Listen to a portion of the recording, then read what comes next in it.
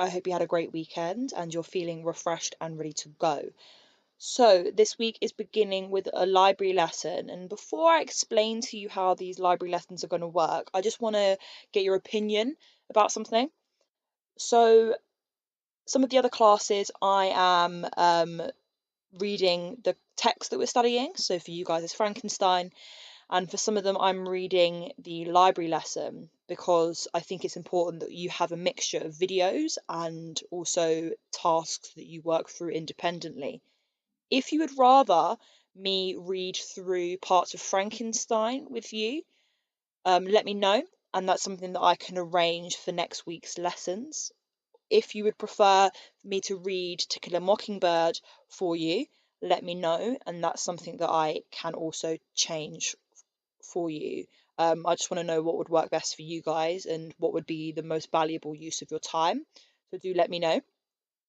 So in today's lesson, we're going to carry on reading To Kill a Mockingbird. We are currently kind of in the midst of the trial, and Atticus is questioning Mayella, the supposed victim of Tom Robinson. Now, as we read through, I'm going to be reading most parts, but there's going to be parts of the text that are in red. Those parts I would like you to either read aloud, if possible, or just read independently in your head. I'm going to also be using this little red laser here to kind of draw your attention to certain parts and certain words. So let's get started. Mayella looked around, down at the court reporter, up at the judge. Answer the question, Miss Mayella, said Judge Taylor. My pa's never touched a hair on my head in my life, she declared firmly. He never touched me. Atticus's glasses had slipped a little. He pushed them up on his nose. We've had a good visit, Miss Mayella, and now I guess we'd better get to the case. You say you asked Tom Robinson to come chop up what was it? A chifforobe.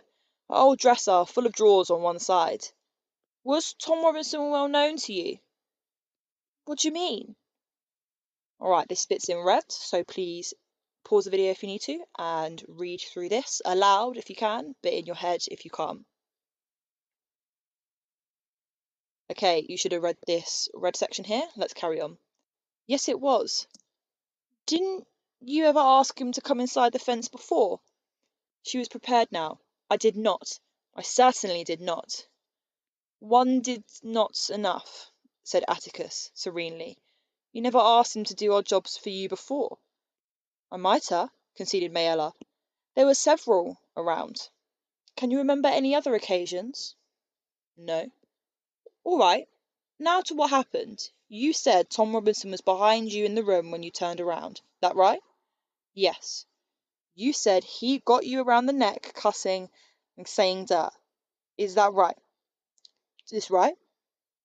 Atticus's memory had suddenly become accurate. You say he caught me and choked me and took advantage of me.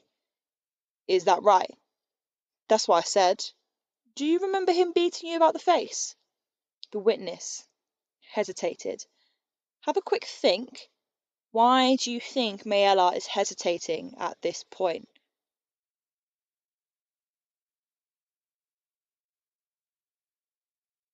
All right, let's carry on.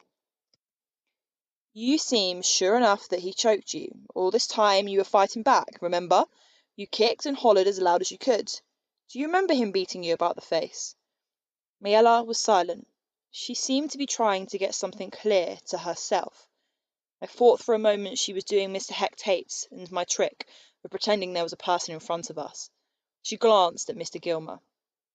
It's an easy question, Miss Mayella, so I'll try again. Do you remember him beating you about the face? Atticus's voice had lost its comfortableness. He was speaking in his arid, detached, professional voice. Do you remember him beating you about the face? No, I don't recollect if he hit me. Yes, I do. He hit me. Was your last sentence your answer? Ooh, it seems Mayella isn't quite sure what she's talking about right now. So let's read this red bit for me. Pause the video if you need to.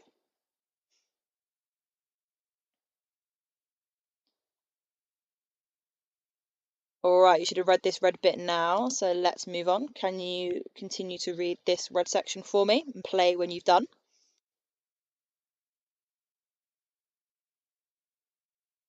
Scout, breathed Jem. Scout, look! Reverend, he's crippled. Reverend Sykes leaned across me and whispered to Jem. He got caught in a cotton gin. Caught it in Mr. Dolphus Raymond's cotton gin when he was a boy. Like to have bled to death. Tore all the muscles loose from his bones. Atticus said, Is this the man who raped you? It most certainly is. Atticus's next question was one word long. How? Mayella was raging. I don't know how he done it, but he done it. I said it all happened so fast. Now let's consider this calmly, began Atticus. Mr. Gilmore interrupted with an objection. He was not irrelevant or immaterial, but Atticus was browbeating the witness. Before we move on, Tom Robinson is crippled. So what does that disprove about Bob and Mayella's story? What could Tom not have done if he's crippled? Have a think. And keep that idea in mind because you're going to need that answer when you do the quiz after this reading today. Let's carry on. Judge Taylor laughed outright. Oh, sit down, Horace. He's doing nothing of the sort. If anything, the witness is browbeating Atticus. Judge Taylor was the only person in the courtroom who laughed. Even the babies were still, and I suddenly wondered if they had been smothered at their mother's breasts. Now, said Atticus, Miss Mayella, you've testified that the defendant choked and beat you. You didn't say that he sneaked up behind you, knocked you cold, but you turned around and there he was. Atticus was back behind his table, and he emphasized his words by tapping his knuckles on it. Do you wish to reconsider any of your testimony? You want me to say something that didn't happen? No, ma'am. I want you to say something that did happen. Tell us once more, please. What happened? I told you what happened. You testified that you turned around and there he was. He choked you then? Yes. Then he released your throat and hit you. I said he did. He blacked your left eye with his right fist. I ducked it and it glanced. That's what it did. I ducked it and it glanced off. Mayella had finally seen the light. Okay, pause and read this aloud if you can, or in your head if you can't.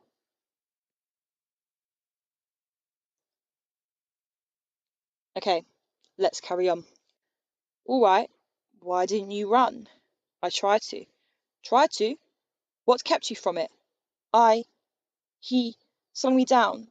That's what he did. He slung me down and got on top of me. You were screaming all this time. I certainly was. Then why didn't the other children hear you? Where were they? At the dump? No answer. Where were they? Why didn't your screams make them come running? The dump's closer than the woods, isn't it? No answer. Or didn't you scream until you saw your father in the window? You didn't think to scream until then, did you? No answer. Did you scream first at your father instead of at Tom Robertson? Was that it? No answer. Who beat you up, Tom Robertson or your father? No answer. What did your father see in the window? The crime of rape or the best defence to it? Why don't you tell the truth, child? Didn't Bob Ewell beat you up? When Atticus turned away from Mayella, he looked like his stomach hurt, but Mayella's face was a mixture of terror and fury. Atticus sat down wearily and polished his glasses with his handkerchief. Just pause for a second. How do you think Atticus is feeling at this moment? Just consider how he's posing these questions that are getting no answer from Mayella. Just imagine how he might be feeling. Have a think. Okay, let's carry on. Suddenly, Mayella became articulate. I got something to say, she said. Atticus raised his head. Do you want to tell us what happened? But she did not hear the compassion in his invitation. I got something to say, and then I ain't going to say no more. That yonder took advantage of me, and if you fine fancy gentlemen don't want to do nothing about it, then you're all yellow stinking cowards. Stinking cowards, the lot of you. Your fancy airs don't come to nothing. Your mum in and Miss Mailer don't come to nothing, Mr. Finch. All right, pause and read this bit aloud if you possibly can. Okay, let's carry on. Atticus and Mr. Gilmer met in front of the bench and whispered. Then they left the courtroom by a door behind the witness stand, which was a signal for us all to stretch. I discovered that I had been sitting on the edge of the long bench and I was somewhat numb. Jem got up and yawned, Dill did likewise, and Reverend Sykes wiped his face on his hat. The temperature was an easy 90, he said. Mr. Braxton Underwood, who had been sitting quietly in a chair reserved for the press, soaking up testimony with a sponge of a brain, allowed his bitter eyes to rove around the coloured balcony, and they met mine. He gave us a snort and looked away. Jem, I said, Mr. Underwood's seen us. That's okay. He won't tell Atticus. He'll just put it on the social side of the Tribune. Jem turned back to Dill, explaining, I suppose, the finer points of the trial to him. But I wondered what they were. There had been no lengthy debate between Atticus and Mr. Gilmer on any point. Mr. Gilmer seemed to be prosecuting almost reluctantly. Witnesses had been led by the nose as asses are, with few objections.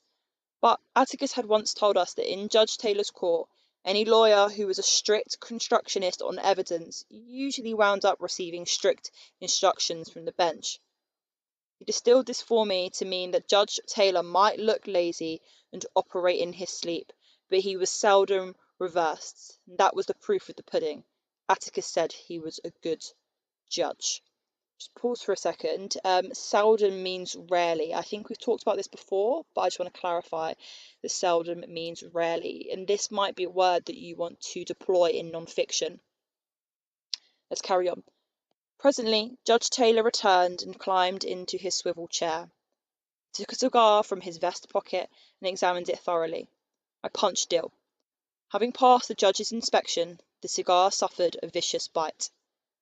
We've come down sometimes to watch him, I explained. It's going to take him the rest of the afternoon now. You watch. Unaware of public scrutiny from above, Judge Taylor disposed of the severed end by propelling it expertly to his lips and saying "Schluck." He hit a spittoon so squarely we could hear it slosh. Bet he was hell with a spitball, murmured Dill. As a rule, a recess meant a general exodus, but today people weren't moving. Even the idlers who had failed to shame younger men from their seats had remained standing along the walls. I guess Mr. Hecate had reserved the county toilet for court officials. Just have a think. Why do you think people aren't leaving or people aren't moving? Have a think. Okay, let's carry on.